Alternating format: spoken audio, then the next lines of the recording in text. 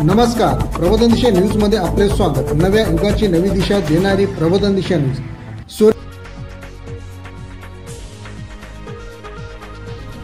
घरोघरी व सार्वजनिक ठिकाणी लाडक्या बाप्पाचे मोठ्या उत्साहात आगमन झाले।